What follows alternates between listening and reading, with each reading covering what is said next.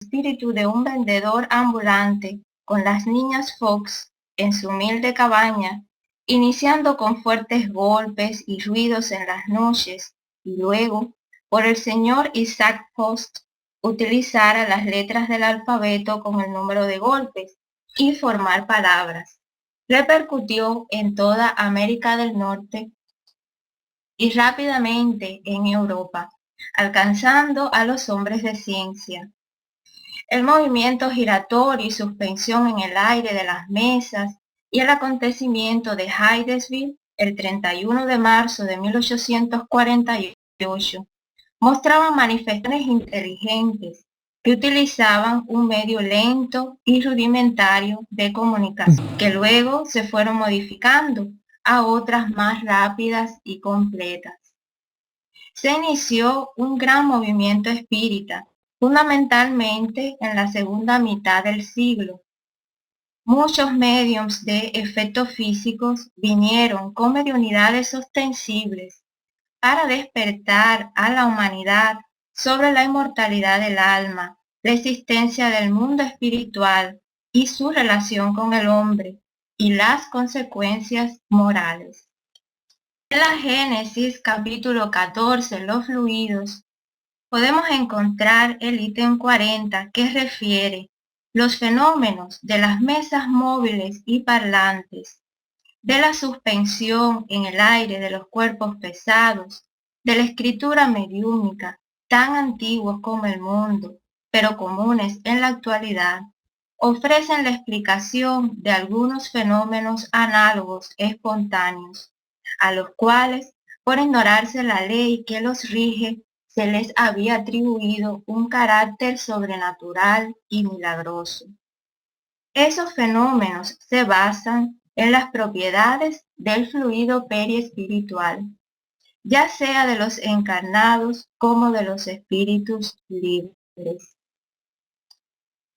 En el libro de los mediums, el capítulo 14, acerca de los mediums, nos definen: los mediums de efectos físicos son más especialmente aptos para producir fenómenos materiales, como los movimientos de cuerpos inertes, los ruidos, etc. Hablaremos de la vida y obra de dos de los más notables mediums de efectos físicos de esa época, Daniel Douglas Home y Eusapia Palladino. En la revista Espírita de 1858, Allan Kardec dedica varios artículos al medium Daniel Douglas Home, quien visita Francia en octubre de 1855. Kardec expresa: la presencia del señor Home ha sido un poderoso auxiliar para la propagación de las ideas espíritas. Si no ha convencido a todos, ha lanzado semillas que han de fructificar a medida que los mediums se multipliquen. Esta facultad, como lo hemos dicho en otra parte, de ninguna manera es un privilegio exclusivo. Existe en estado latente y en diversos grados entre una multitud de individuos. Está en la naturaleza. Todos nosotros tenemos su germen, y no está lejos el día en que veremos a los mediums surgir en todos los puntos, para que la verdad sea conocida por todos, porque según lo que nos ha sido anunciado, es una nueva era, una nueva fase que comienza para la humanidad. La evidencia y la divulgación de los fenómenos espíritas darán un nuevo curso a las ideas morales, como el vapor ha dado un nuevo curso a la industria. Explica además que la visita de Home a Francia no había sido con la finalidad de mejorar su salud frágil, como el mismo medium había aclarado, sino que realmente el motivo había sido, guiado por la espiritualidad, sacudir a esta nación con las manifestaciones físicas. Y Home ha logrado cumplir con esta misión, pues más tarde se vio la repercusión que tuvo el conocimiento de estos tipos de fenómenos, tanto en los testigos oculares como en los que no pudieron verlos, pero que quedaron conmovidos ante los hechos vistos y narrados por otros. León Denis, en su obra El espiritismo y las fuerzas radiantes, en el capítulo 2, refiere lo que pasaba a Francia y la ciencia.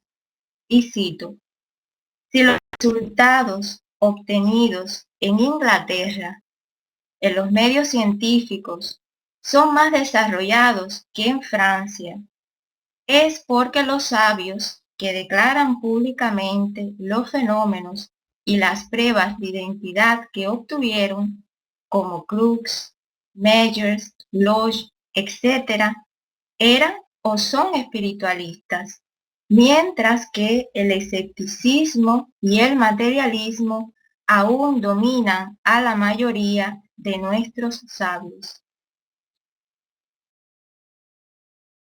Daniel Douglas Home nació el 15 de marzo de 1833 en un pueblo cercano a Edimburgo, Escocia. A los 6 meses de nacido, su cuna se balanceaba sola en la ausencia de su nodriza y cambiaba de lugar. Desde sus primeros años de vida fue de un organismo débil. Cuando jugaba con sus juguetes y estos se encontraban lejos de su alcance, estos pues se movían por sí solos hasta poder estar cerca de él y que pudiera jugar. Tenía visiones al principio, pero no las podía recordar. Luego, al paso del tiempo, a los 9 años, pasa a vivir a los Estados Unidos con la tía que la había adoptado. Allí continuaron sus facultades mediúmnicas y a medida que pasaba el tiempo se hacían más intensas. A los 13 años tuvo manifestaciones visuales en vigilia de 2 espíritus que le avisaban habían desencarnado. La primera fue de su amiga Edwin, la segunda fue de su mamá en 1850. El joven por aquella época se encontraba enfermo y comenzó a pedir auxilio a fuertes gritos. Su tía va a su encuentro para auxiliarlo. Y él le cuenta que había visto a su mamá y que le decía que había muerto, es decir, había desencarnado. Al poco instante se oyeron fuertes golpes que se sentían por toda la casa y los muebles se movían sin una explicación aparente.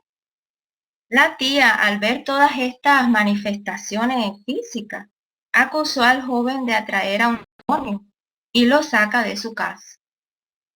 Así Home estuvo viviendo en casa de amigos, de un sitio a otro, por un tiempo. Sus facultades mediúmnicas, tanto las de efectos físicos como curativas, ya eran muy notables. En cada ciudad que paraba hacía frecuentes sesiones. Viajó a Nueva York, a Inglaterra, y en ambos lugares fue objeto de investigaciones por hombres de ciencias, que luego de conocer y estudiar las facultades que tenía, se convirtieron en espíritas, como fue el juez Edmonds. Era un eminente abogado americano y presidente de la Corte Suprema del Distrito de Nueva York.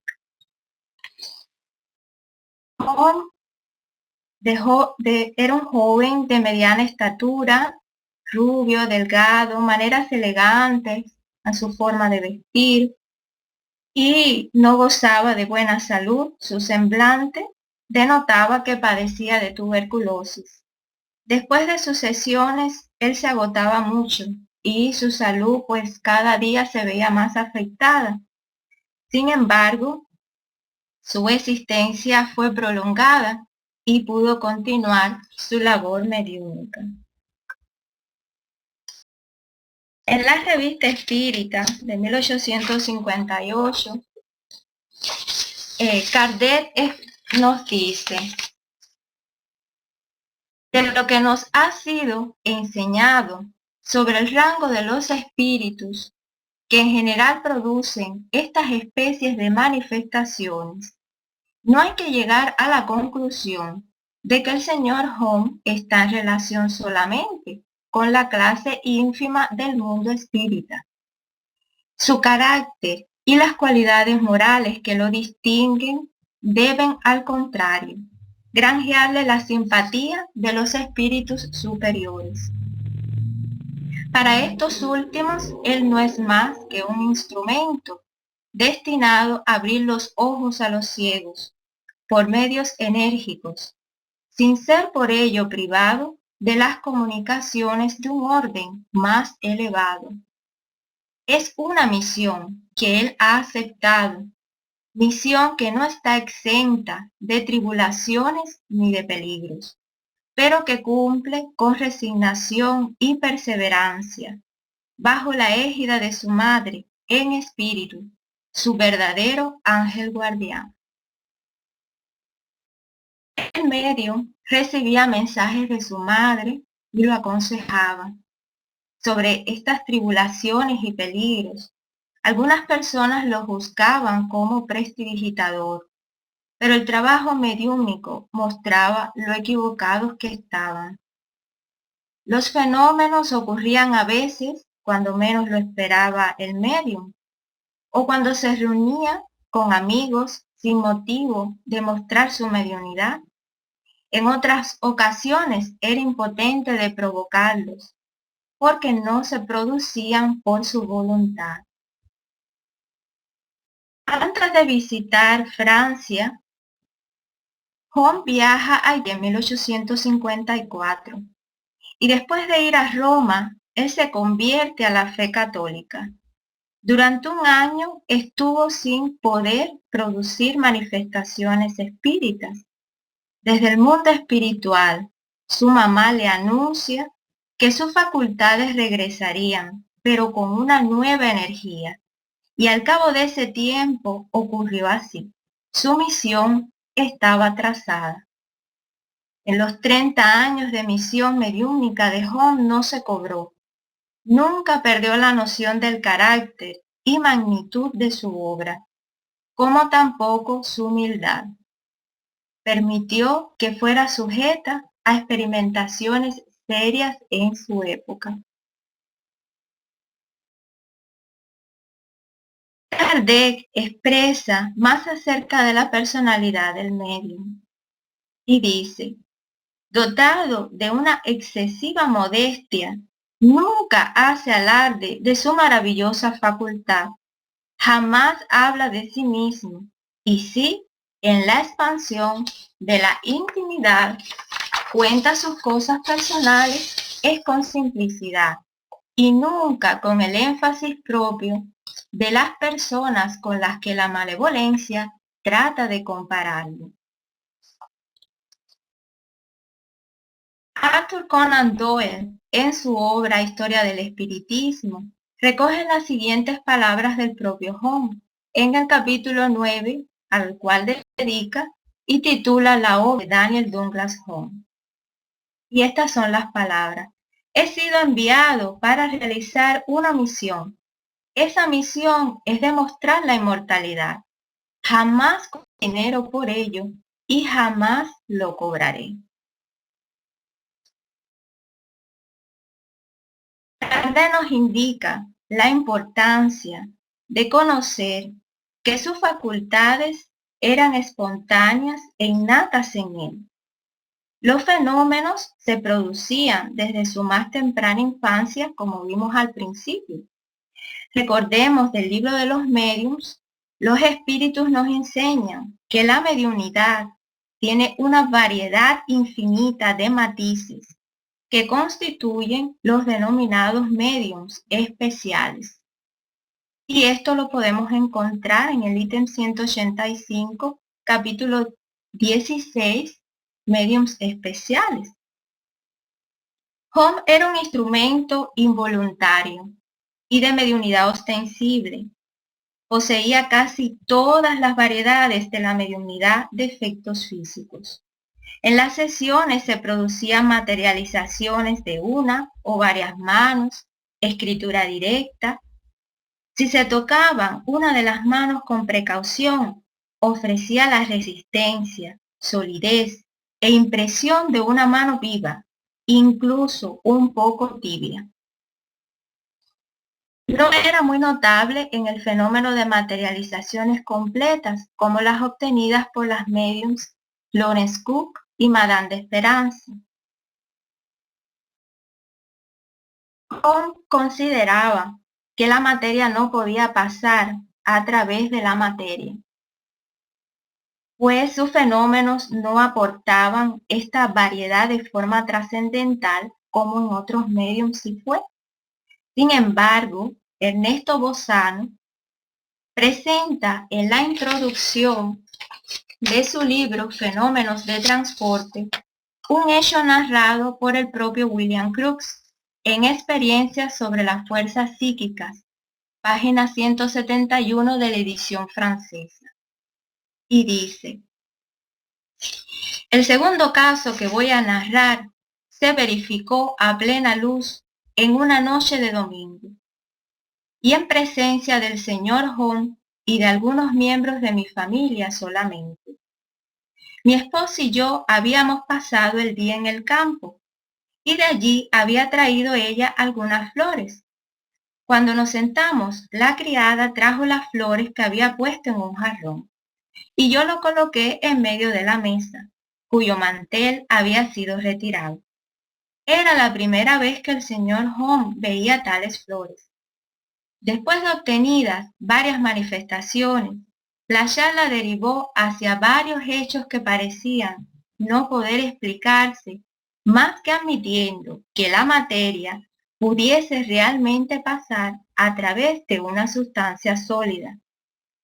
A propósito de esto, la siguiente comunicación nos fue dada alfabéticamente. Es imposible que la materia pase a través de la materia, pero vamos a demostrar lo que podemos hacer. Esperamos en silencio. Una aparición luminosa fue vista enseguida, pairando sobre el búcaro de flores. Después, a la vista de todos, un ramito de hierba de la China, con 15 pulgadas de largo que adornaba el centro del búcaro, se elevó lentamente de entre las flores. Y enseguida descendió sobre la mesa, frente al jarrón, entre este y el señor Home. Al llegar a la mesa, el ramito no se detuvo, sino que la atravesó en línea recta, y todos nosotros lo vimos muy bien, hasta que pasó enteramente. Luego, después de la desaparición del ramito, mi esposa, que estaba sentada al lado del señor Home, vio que entre ella y Home una extraña mano que venía debajo de la mesa y que sujetaba el ramito de hierba, con el cual le golpeó 3 veces en los hombros, con un ruido que todos oyeron. Después lo depositó en el suelo y desapareció. Tan solo 2 personas vieron la mano, pero todos los asistentes percibieron el movimiento del ramito. Mientras esto ocurría, todos nosotros podíamos ver las manos del señor Home puestas tranquilamente sobre la mesa que estaba ante él. El lugar en que la hierba desapareció estaba a 15 pulgadas de donde él tenía puestas las manos. La mesa era una de las del comedor con muelles que se abría con un tornillo. No era elástica, y la unión de las dos partes formaba una estrecha rendija en el medio. Al medirla, encontré que tenía tan solo 1/8 de pulgada de ancho. El ramito de la hierba era demasiado grueso. Lo habíamos visto pasar por allí, sin dificultad, dulcemente, y examinándolo a continuación, no presentaba la más ligera marca de presión o de arañazo. La misma entidad había producido un fenómeno que demostraba prácticamente lo contrario. Debe entenderse que, con tal afirmativa, había querido referirse a la penetración de la materia sólida a través de otra materia sólida, al igual que en igual tiempo demostró con hechos cómo era posible hacer pasar a través de la materia sólida otra materia desintegrada en estado molecular o fluídico.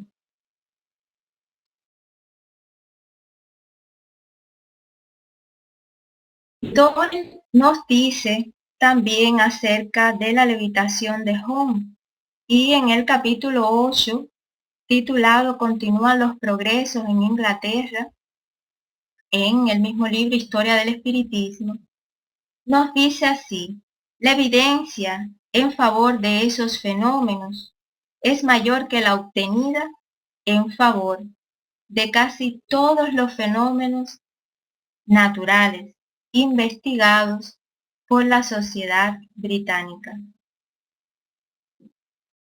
Muchos de los científicos aún no estaban convencidos de tomarse su tiempo para estudiar los fenómenos físicos.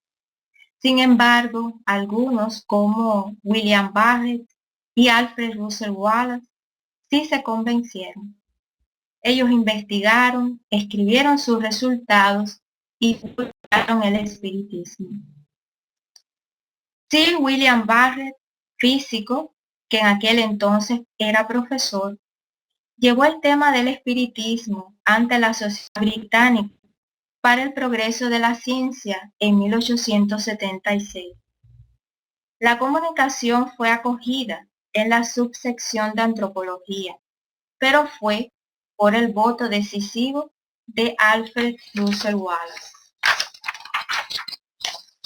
Wallace, con su mentalidad grande, libre de prejuicios, vio y aceptó toda la verdad, desde las humildes pruebas físicas de las fuerzas externas hasta la más alta enseñanza moral de que esas fuerzas nos hablan, enseñanza que supera en belleza y veracidad a todo lo que la mentalidad moderna conoce. Doyle expresa: puede decirse que la actitud de la ciencia oficial fue durante los primeros 30 años tan irracional y poco científica como fueron los cardenales condenaron a Galileo. Y si hubiera existido una inquisición científica, habría decretado las crueldades del terror contra los paladines del nuevo conocimiento. Y es que con sus palabras vamos a resumir esta parte sobre la vida y obra de Home. Y él nos dice así: toda la actuación de Home fue de suprema importancia, como confirmación de la existencia de las fuerzas invisibles y como argumento definitivo contra el materialismo. Ahora pasaremos a hablar de la medium italiana, Eusapia Paladino. ¿Quién fue Eusapia Paladino? Fue la primera medium utilizada en los fenómenos físicos por muchos científicos destacados, eminentes de esa época. Producía las mismas facultades de Daniel Douglas Home, pero que en el caso de Home, William Crookes no pudo contar con el apoyo de sus colegas para llevar a cabo toda una investigación de los fenómenos físicos. Sin embargo, con Eusapia se lograba finalmente hacer esta tarea, lo que marcó una etapa importante de la investigación psíquica. Eusapia Paladino nació el 31 de enero de 1854 en Nápoles, Italia, y muere en 1918. Era una jovencita de pocos estudios. Su mamá había fallecido al dar a luz y su papá cuando tenía solamente 12 años. Sus facultades comenzaron a manifestarse a los 14 años. Fue recogida por sus amigos y ellos mismos descubren que Eusapia era medium. Cuando un día estaban todos sentados a una mesa y esta comenzó a elevarse, las sillas a dar vueltas, las cortinas a descorrerse, las botellas, los vasos a moverse. Cuando ocurre este hecho, los amigos la embullan y entonces ella comienza a ofrecer sesiones para mostrar estos fenómenos físicos. Y de esta forma, pues evitar que la enviaran a un convento. Su educación psíquica comenzó a los 22 años bajo la dirección, según Camilo Flammarion, por un espiritista llamado Damián. Ahora bien, ¿cómo ella llega a estar bajo el amparo de este espírita? La misma Eusapia cuenta que la esposa de este espiritista había ido a una sesión y recibió la comunicación de un espíritu que se hizo llamar John King. Este espíritu le pide que fuera a ver a una joven llamada Eusapia. Dicta la dirección clara de dónde la podía ubicar y le informa que esta joven era una gran medium, a través de la cual él se manifestaba. Las dos mujeres se encontraron, dialogaron y se manifestó el espíritu de John King para dejar claro su papel de guía de la medium.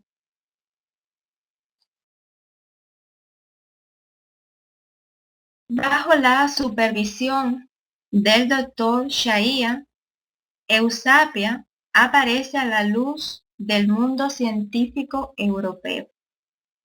En 1888, este doctor escribe y publica en un periódico de Roma una carta dirigida al profesor César Lombroso, detallando sus experimentos con la medium e invitándolo a examinarla también.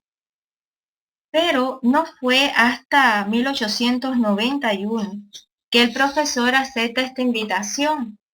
A principios de ese mismo año celebra 2 sesiones que en Europa y escribió: me siento confundido y apenado por haber combatido tantas veces la posibilidad de los hechos llamados espiritistas. Con su conversión impulsó a que otros científicos en Europa, como Charles Richet de la Universidad de París, el profesor Schiaparelli, director del Observatorio de Milán, Aksakov, consejero de Estado del emperador de Rusia, Sir Oliver Lodge, Flammarion, Bolzano y Delaunay, decidieran fervorosamente hacer trabajos de investigación psíquica.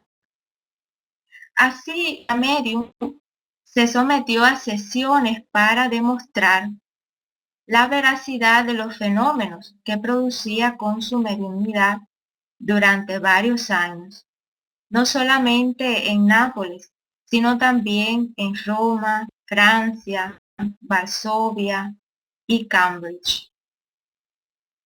La asistencia científica no fue solamente de Europa, sino también de América. Vale decir además que las personas que pertenecían al círculo de la filosofía también participaron de estas actividades. Charles Richet estudió la sustancia que desprendían los mediums en las materializaciones, denominándola ectoplasma. Si nos vamos a la obra Los dominios de la mediunidad, en el capítulo 28, titulado Efectos físicos, hablan de esta sustancia proteica blanquecina y nos dicen que el ectoplasma está situado entre la materia densa y la materia periespiritual, es decir, algo así como un producto de las emanaciones del alma, pasando por el filtro del cuerpo. Y es recurso propio no solamente del ser humano, sino de todas las formas de la naturaleza. En ciertas organizaciones fisiológicas especiales de la raza humana, aparece en mayores proporciones y en un grado de relativa madurez para la manifestación necesaria de los efectos físicos.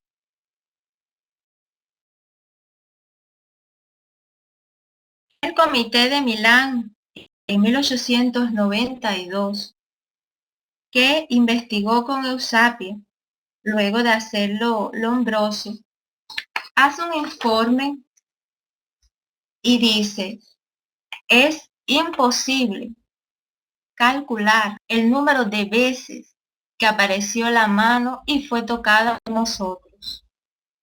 No cabe duda, era una mano viviente que veíamos y tocábamos, viendo al mismo tiempo el pecho y los brazos de la medium, cuyas manos sujetaban las personas, daban a cada uno de sus lados.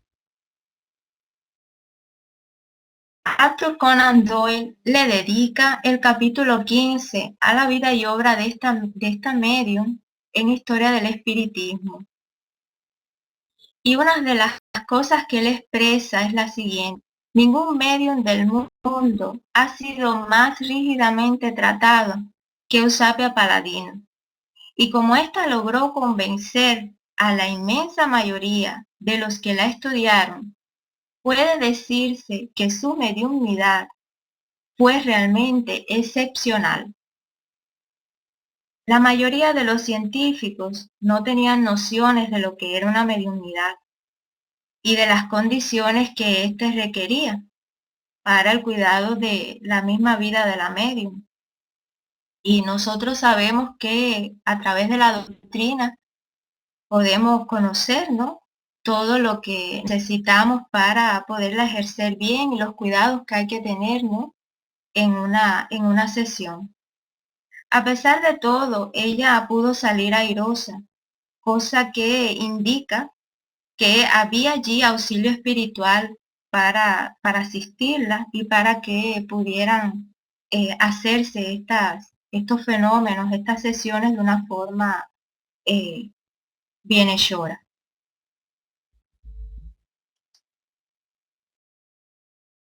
En el espiritismo y las fuerzas radiantes, León Denis expresa: cada alma es un centro de fuerza y vida, cuyas radiaciones varían hasta lo intro, según el valor moral y el estado de evolución del ser. Se sabe que en las reuniones en que intervienen los espíritus, estos solo pueden proceder conforme a los recursos que les son proporcionados por los asistentes, las fuerzas psíquicas y las facultades mediúmnicas. Los resultados dependen entonces en gran parte del ambiente creado por los propios experimentadores. La protección de una entidad elevada es indispensable para obtener bellos fenómenos intelectuales e incluso para dirigir y mantener a los espíritus productores de fenómenos físicos que generalmente pertenecen a un orden inferior. Sin esa protección, las reuniones se hallan sujetas a influencias malas, a veces llenas de mistaciones. Cuanto más superior sea el espíritu, más digna será la marcha de la sesión. Sobre las sesiones celebradas en la casa de Charles Richet, Sir Oliver Lodge hace una comunicación dirigida a la Sociedad Inglesa de Investigación Psíquica, y dice: como quiera que se juzguen los hechos, estoy obligado a admitirlos. No hay en mi mente espacio para la duda. Toda persona exenta de prejuicios que los presencie llegará a la misma conclusión, o sea que ciertas cosas que hasta ahora parecían imposibles pueden ocurrir. El resultado de mis experiencias ha sido convencerme de que ciertos fenómenos que habían pasado por anormales pertenecen al orden natural. Y como corolario de ello, que tales fenómenos deben ser investigados por las personas y las sociedades interesadas en el progreso de la ciencia. Cuando esta comunicación de Sir Oliver Lodge fue dada frente a todo un auditorio de esta sociedad inglesa, William Crookes sintió la oportunidad inmediata de expresar que precisamente estos mismos fenómenos que estudiaron en Eusapia los había presentado también Daniel Douglas Home. Doyle narra una prueba de materialización por Eusapia de la obra del doctor Giuseppe Benzano, Anales de Ciencia Psíquica, volumen 6, página 164, septiembre 1907. Y dice: la luz de una bujía permitía ver el rostro de la médium. A pesar del escape de la luz, podía ver a la Paladino y a todos los presentes. Súbitamente noté que detrás de mí había una forma bastante alta que inclinaba la cabeza sobre mi hombro izquierdo, sollozando tan fuertemente que todos la oíamos. Observé claramente las líneas de su rostro y sentí su hermosa y abundante cabellera en contacto con mi mejilla izquierda. Tuve pues la certeza de que se trataba de una mujer. Luego empezó a moverse la mesa. En medio de la tipología dio el nombre de una persona perteneciente a la familia de uno de los presentes, totalmente desconocido para mí. Había muerto hacía algún tiempo y a causa de incompatibilidad de carácter con su familia, su vida se vio llena de disgusto. Hasta tal punto no esperaba yo aquella contestación tipológica que al principio creí que se trataba de una coincidencia de nombres. Pero mientras me hacía mentalmente esta reflexión, sentí una boca y un hálito caliente rozar mi oreja izquierda y murmurar en voz baja, en dialecto genovés, una serie de frases cuyos susurros podían oírlo los demás concurrentes. Eran frases entrecortadas por la congoja y con las que pedía perdón por el daño que había hecho, dando prolijos detalles relativos a las aludidas cuestiones de familia, que sólo podía reconocer la persona interesada. El fenómeno parecía tan real que me vi obligado a contestar aquellas frases. Pero apenas había pronunciado las primeras sílabas cuando dos manos se posaron con delicadeza exquisita en mis labios para impedir que continuara. La forma díjome entonces: gracias, me abrazó, besó y después desapareció. Después de hacer tantas investigaciones, algunos científicos consideraron que la existencia del espíritu era la última causa a la cual se podía recurrir para explicar los fenómenos físicos e inteligentes que se producían con la medium Eusapia. Otros se vieron obligados a apelar la hipótesis espiritista sin reparos. La mediunidad de Eusapio Paladino llamó la atención de las personas y de su responsabilidad moral. Sus fenómenos y resultados fueron escritos y recogidos por seres de nombre en aquella época para ser leídos por otros, la misma humanidad. Ernesto Bozano narra en Fenómenos de Transporte el siguiente episodio. Se trata de una sesión especial, con riguroso control científico, presidida por el profesor Enrico Morselli, siendo los otros experimentadores el señor Felice Avelino con su hermano y su padre, el señor Giuseppe Benzano y yo, redactor del acta. La sesión se llevó el día 9 de mayo de 1903. Hacia el final de la sesión, se produjo el siguiente fenómeno de transporte por encargo. He aquí el fragmento de la relación que a él se refiere. Me dirigí pues a John con las siguientes palabras. John, en el jardín frente a esta ventana hay un bellísimo clavel en flor. Te quedaría muy agradecido si nos trajeses una flor de él. Resonó sobre la mesa un fuerte golpe de asentimiento, y poco después una mano colocó algunas flores encima de mi rodilla. Se encendió la luz, verificándose que efectivamente se trataba de los claveles encarnados cortados, sin duda, de la planta indicada. Pero el detalle más interesante del transporte fue que, como en ese momento llovía a cántaros, los claveles se hallaban encharcados de agua.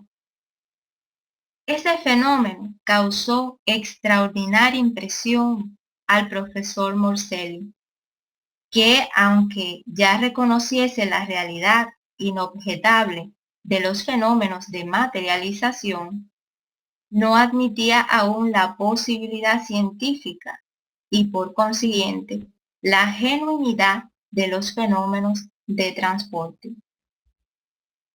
Fue precisamente pensando en esto que se me ocurrió intentar la prueba de un transporte pedido, que no despertase las sospechas del profesor. La tentativa tuvo un éxito superior a la expectativa, ya que no tuve en mente otra prueba acerca de la realidad del fenómeno que la resultante del transporte por encargo de determinadas flores, por cuanto éstas llegaron revestidas de una contraprueba, de una autenticidad inesperada, la de estar mojadas porque afuera llovía.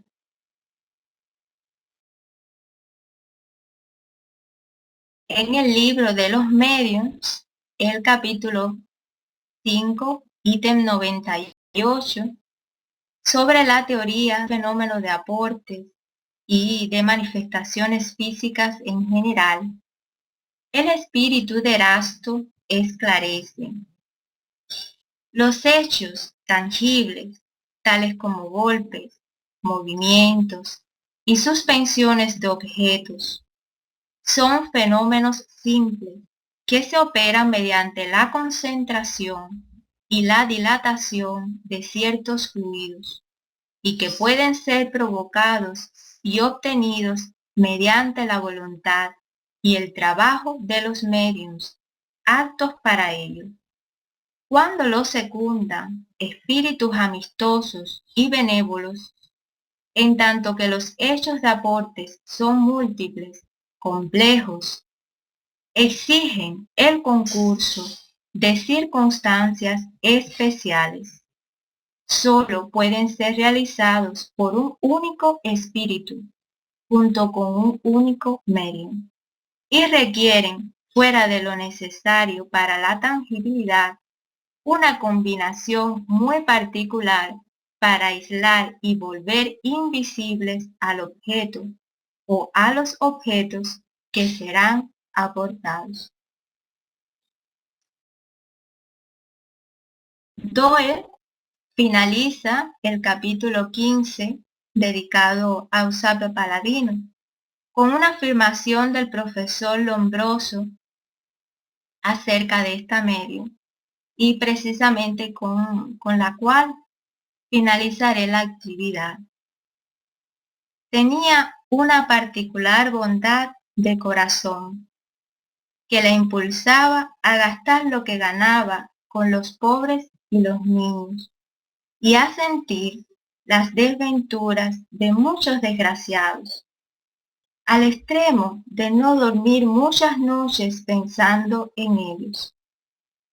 La misma bondad de corazón hacía que amara y protegiera a los animales maltratados. Muchas gracias. Hasta aquí pues es la conferencia. Espero que les haya gustado. Muchas gracias.